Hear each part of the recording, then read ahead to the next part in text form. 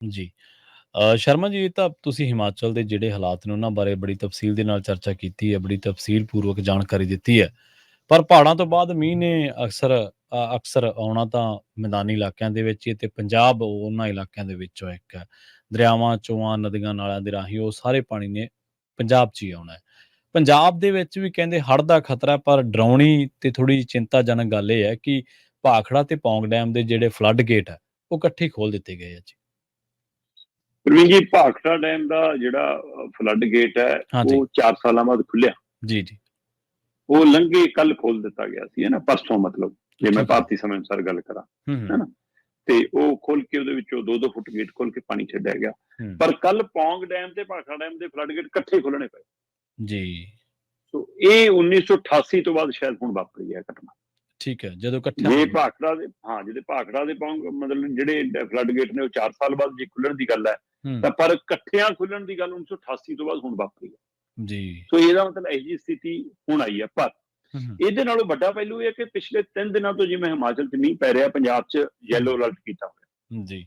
ਤੇ ਅੱਜ ਦੁਬਾਰਾ ਇਹਦੀ ਮਤਲਬ ਪਾਣੀ ਦਾ ਲੈਵਲ ਚੈੱਕ ਕਰਨ ਤੋਂ ਬਾਅਦ ਇਹ ਯੈਲੋ ਅਲਰਟ ਔਰੇਂਜ ਅਲਰਟ ਜਾਂ ਰੈੱਡ ਅਲਰਟ 'ਚ ਬਦਲਣ ਦਾ ਖਤਰਾ ਖੜਾ ਹੈ। ਉਹਦਾ ਕਾਰਨ ਇਹ ਹੈ ਕਿ ਪੌਂਗ ਡੈਮ ਦੇ ਵਿੱਚ ਖਤਰੇ ਦੇ ਨਿਸ਼ਾਨ ਤੋਂ ਪਾਣੀ ਉੱਪਰ ਵਗਣਾ ਸ਼ੁਰੂ ਹੋ ਗਿਆ।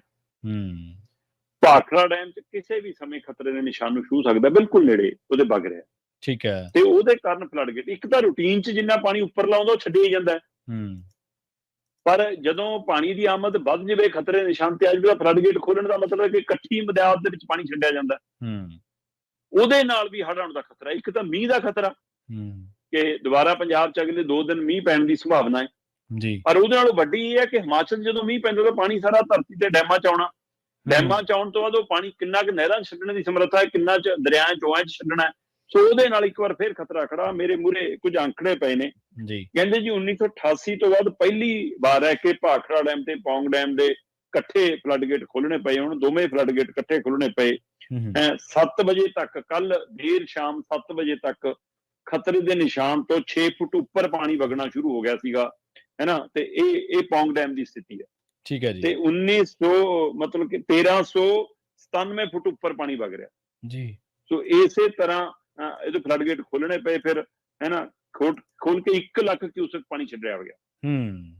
ਇਹ ਬਿਆਸ ਦਰਿਆ 'ਚ ਛੱਡਿਆ ਤੇ ਉਹਦੇ ਨਾਲ ਹੁਣ ਉਹ ਖੇਤਰ ਦੇ ਵਿੱਚ ਖਤਰਾ ਖੜਾ ਹੈ ਜੀ। ਕਹਿੰਦੇ ਬੀਤੇ ਕੱਲ ਤੱਕ 20,000 ਕਿਊਸਕ ਪਾਣੀ ਸੀਗਾ ਜਿਹੜਾ ਛੱਡਿਆ ਗਿਆ ਸੀ। ਇੱਕ ਦਿਨ ਪਹਿਲਾਂ 20,000 ਕਿਊਸਕ ਪਾਣੀ, ਤੇ ਕੱਲ 1 ਲੱਖ ਕਿਊਸਕ ਪਾਣੀ ਛੱਡਣਾ ਪਿਆ। ਤੋ ਇਹਦਾ ਮਤਲਬ ਇਹ ਦੇਖ ਲਓ ਕਿ ਪਾਣੀ ਦੀ ਮਿਆਦ ਕਿੰਨੀ ਵੱਧ ਗਈ। ਇਸੇ ਤਰ੍ਹਾਂ ਭਾਖੜਾ ਡੈਮ ਦੀ ਸਥਿਤੀ ਆ। ਭਾਖੜਾ ਡੈਮ ਦੇ ਵਿੱਚ ਵੀ ਪਹਿਲਾਂ ਨਾਲੋਂ ਮਤਲਬ ਵੱਧ ਪਾਣੀ ਛੱਡਣਾ ਪੈ ਰਿਹਾ, ਨਹਿਰਾਂ 'ਚ ਛੱਡਣਾ ਪੈ ਰਿਹਾ, ਨਹਿਰੀ ਖੇਤਰ ਦੇ ਵਿੱਚ ਵੀ ਜਾ ਰਿਹਾ। ਤੇ ਬਾਕੀ 20,000 ਕਿਊਸਕ ਪਾਣੀ ਦਾ ਨਹਿਰੀ ਖੇਤਰ ਛੱਡਿਆ ਗਿਆ। 60,000 ਕਿਊਸਕ ਪਾਣੀ ਕੁੱਲ ਛੱਡਿਆ ਜਾ ਚੁੱਕਿਆ ਤੇ ਅੱਜ ਉਹ ਪਾਣੀ ਦੀ ਮਿਆਦ ਵੱਧ ਸਕਦੀ ਹੈ। 2-2 ਫੁੱਟ ਫਲੱਡ ਗੇਟ ਖੋਲ ਕੇ ਪਾਣੀ ਛੱਡਣ ਦੀ ਕਵਾਇਦ ਜਾਰੀ ਹੈ। ਪਰ ਇਹਦੇ ਵਿੱਚੋਂ ਜਿਹੜੀ ਗੌਰ ਕਰਨ ਵਾਲੀ ਗੱਲ ਹੈ, ਸਭ ਤੋਂ ਵੱਧ ਫਿਕਰ ਹੈ ਜੀ ਕਹਿੰਦੇ ਪੌਂਗ ਡੈਮ ਨੂੰ ਲੈ ਕੇ। ਤੁਸੀਂ ਇੱਥੋਂ ਅੰਦਾਜ਼ਾ ਲਾ ਲਓ ਪ੍ਰਵੀਨ ਜੀ। ਉਹ ਕਹਿੰਦੇ ਕਿ ਪੌਂਗ ਡੈਮ ਦੇ ਵਿੱਚ ਪ੍ਰਤੀ ਸਕਿੰਟ 5 ਲੱਖ ਕਿਊਸਕ ਪਾਣੀ ਆਉਂਦਾ ਰਿਹਾ। ਠੀਕ ਹੈ। ਇਹ ਰਿਕਾਰਡ ਹੁੰਦਾ ਰਿਹਾ, ਰਿਕਾਰਡ ਦਰਜ ਹੁੰਦਾ ਰਿਹਾ ਕਿ ਪ੍ਰਤੀ ਸਕਿੰਟ 5 ਲੱਖ ਕਿਊਸਕ ਪਾਣੀ ਉਹਦੇ ਵਿੱਚ ਆਮਦ ਹੁੰਦੀ ਰਹੀ ਹੈ। ਪਰ ਪਿਛਲੇ ਮਤਲਬ ਕਿ ਲਗਾਤਾਰ ਕੁਝ ਘੰਟੇ ਇਹ ਪ੍ਰਤੀ second 7.5 lakh cusec, 7.30 lakh cusec ਪਾਣੀ ਤੱਕ ਆਇਆ। ਸੋ ਇਹ ਪਾਣੀ ਦੀ ਮਦਾਦ ਕਿੰਨੀ ਤੇਜ਼ੀ ਨਾਲ ਆ ਰਹੀ ਹੈ ਤੇ ਪਾਣੀ ਮਾਤਰਾ ਕਿੰਨੀ ਚ ਆ ਰਿਹਾ। ਦੋਵੇਂ ਚੀਜ਼ਾਂ ਨੇ, ਇੱਕ ਤਾਂ ਵੱਧ ਮਾਤਰਾ ਚ ਆਉਣਾ, ਇੱਕ ਵੱਧ ਤੇਜ਼ੀ ਨਾਲ ਆਉਣਾ। ਸੋ ਇਹ ਦੋਵੇਂ ਚੀਜ਼ਾਂ ਦਾ ਅਸਰ ਪੈ ਰਿਹਾ ਕਿ ਉਹਨਾਂ ਨੂੰ ਫਲੱਡ ਗੇਟ ਖੋਲਣੇ ਪੈ ਰਹੇ ਨੇ। ਔਰ ਪੰਜਾਬ ਦੇ ਅੰਦਰ ਹੜ੍ਹਾਂ ਦਾ ਖਤਰਾ ਇੱਕ ਵਾਰ ਫੇਰ ਪੈਦਾ ਹੋ ਗਿਆ। ਪੰਜਾਬ ਅਜੇ ਪਿਛਲੇ ਹੜ੍ਹਾਂ ਦੇ ਖੇਤਰ ਚ ਉੱਭਰ ਨਹੀਂ ਸਕਿਆ। ਸਰਕਾਰ ਕਹਿੰਦੀ ਸੀ 1500 ਕਰੋੜ ਦਾ, 1700 ਕਰੋੜ ਦਾ ਸਾਡਾ ਮਤਲਬ ਆਰਥਿਕ ਨੁਕਸਾਨ ਹੋ ਗਿਆ ਜੀ। ਜਿਹੜਾ ਪਿੰਡਾਂ ਦੇ ਲੋਕਾਂ ਦਾ ਨੁਕਸਾਨ ਹੋਇਆ, ਹੈ ਨਾ, ਮੁਰਗੀਆਂ ਦਾ ਵੀ ਪੈਸੇ ਦੇਵਾਂਗੇ ਜੀ, ਬੱਕਰੀਆਂ ਦੇ ਪੈਸੇ ਵੀ ਦੇਵਾਂਗੇ ਜੀ, ਅਸੀਂ ਹਿਸਾਬ ਕਿਤਾਬ ਲਾ ਲਿਆ ਜੀ ਕਿਤਾਬੀ। ਪਰ ਨਵੇਂ ਖਤਰੇ ਨੇ ਇੱਕ ਵਾਰ ਫਿਰ, ਇਹ ਅਜੇ ਰਾਜਨੀਤੀ ਚੱਲੇ ਰਹੀ ਹੈ ਕਿ ਕੇਂਦਰ ਤੋਂ ਪੈਸੇ ਲੈਣੇ ਨਹੀਂ ਲੈਣੇ, ਰਾਤ ਰਾਸ਼ੀ ਲੈਣੀ ਨਹੀਂ ਲੈਣੀ। ਪਰ ਇਹ ਸਭ ਦੇ ਦੁਆਲੇ ਉੱਪਰਲਾ ਮੀਂਹ ਜਿਹੜਾ ਵਰਿਆ, ਇਸ ਮੀਂਹ ਨੇ ਇੱਕ ਵਾਰ ਫਿਰ ਪੰਜਾਬ ਦੇ ਵਿੱਚ ਖਾਸ ਕਰਕੇ ਘੱਗਰ ਫਿਰ ਉਫਾਨ ਤੇ ਆ ਗਿਆ। ਘੱਗਰ ਦੇ ਨਾਲ ਹਰਿਆਣਾ ਪੰਜਾਬ ਦਾ ਜਿਹੜਾ ਸਾਰਾ ਬੈਲਟ ਹੈ ਸਾਰੀ ਉਹ ਮਾਰ ਕਰਦੀ ਹੈ। ਜਿਹੜੀ ਮਾਨਸਾ ਸੰਗਰੂਰ ਸਾਰਾ ਉਹ ਬੈਲਟ ਤੱਕ ਮਾਰ ਜਾਂਦੀ ਹੈ। ਉਹ ਸਾਰਾ, ਹੈ ਨਾ, ਪਟਿਆਲਾ ਖੇਤਰ ਸਾਰਾ ਇੱਕ ਵਾਰ ਫੇਰ।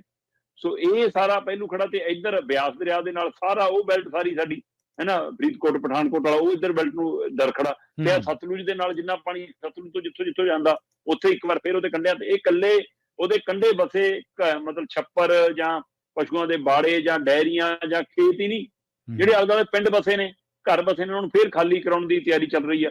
ਸੋ ਅਜੇ ਲੋਕ ਪਹਿਲਾਂ ਪੈਰਾਂ ਸਿਰ ਹੋਏ ਨਹੀਂ ਸੀ ਕਿ ਹਿਮਾਚਲ 'ਚ ਲਗਾਤਾਰ ਪਿਛਲੇ 50-55 ਘੰਟਿਆਂ ਤੋਂ ਵਰ ਰਹੇ ਮੀਂਹ ਕਾਰਨ ਤੇ ਪਿਛਲੇ 24 ਘੰਟਿਆਂ 'ਚ ਆਈ ਤਬਾਹੀ ਕਾਰਨ ਇੱਕ ਵਾਰ ਪੰਜਾਬ 'ਚ ਵੀ ਹੜ੍ਹ ਦਾ ਖਤਰਾ ਪੈਦਾ ਹੋ ਗਿਆ ਤੇ ਪੌਂਗ ਡੈਮ ਤੇ ਭਾਖੜਾ ਡੈਮ ਤੇ ਘੱਗਰ ਦੇ ਅੰਕੜਿਆਂ ਨੇ ਜਿਹੜੇ ਪਾਣੀ ਦੇ ਲੈਵਲ ਨੇ ਇੱਕ ਵਾਰ ਸਾਨੂੰ ਫਿਰ ਖੌਫਜ਼ਦਾ ਕਰ ਦਿੱਤਾ ਪ੍ਰਵੀਨ। ਜੀ ਬਿਲਕੁਲ ਬਿਲकुल ਕਿਉਂਕਿ ਲੰਘੇ 2-3 ਹਫ਼ਤੇ ਪਹਿਲਾਂ ਹੀ 3-4 ਹਫ਼ਤੇ ਪਹਿਲਾਂ ਹੀ ਜਿਹੜਾ ਪੰਜਾਬੀਆਂ ਨੇ ਇਸ ਤਬਾਹੀ ਦੇ ਬੜੇ ਭਿਆਨਕ ਮੰਜ਼ਰ ਦੇਖੇ ਨੇ।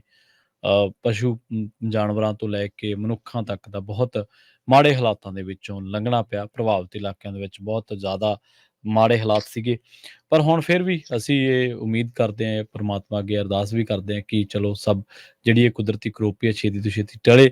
ਤੇ ਪਰ ਕਿਉਂਕਿ ਇੱਕ ਜਿਹੜਾ ਟੈਕਨੀਕਲ ਕਾਰਨ ਆ ਸ਼ਰਮਾ ਜੀ, ਉਹ ਇਹ ਵੀ ਹੈ ਕਿ ਜਿਹੜੇ ਦਰਿਆਵਾਂ ਦੇ ਕਿਨਾਰੇ ਬੰਨੇ ਵੀ ਨੇ ਉਹ ਹਲੇ ਕੱਚੇ ਨੇ, ਇੰਨੇ ਪੱਕੇ ਨਹੀਂ। ਉੱਥੇ ਉਹਨਾਂ ਦੇ ਟੁੱਟਣ ਦੀ ਵੀ ਜਿਹੜੀ ਖਤਰਾ ਹੈ, ਖਦਸ਼ਾ ਉਹ ਜ਼ਿਆਦਾ ਹੈ ਪਹਿਲਾਂ ਨਾਲੋਂ, ਕਿਉਂਕਿ ਪੱਕਾ ਕਿਨਾਰਾ ਤਾਂ ਪਾਣੀ ਨਾਲ ਲੱਗ ਕੇ ਪੱਕਾ ਹੋ ਗਿਆ, ਸੁੱਕ ਗਿਆ, ਉਹਨੂੰ ਧੁੱਪਾਂ ਲੱਗ ਗਈਆਂ।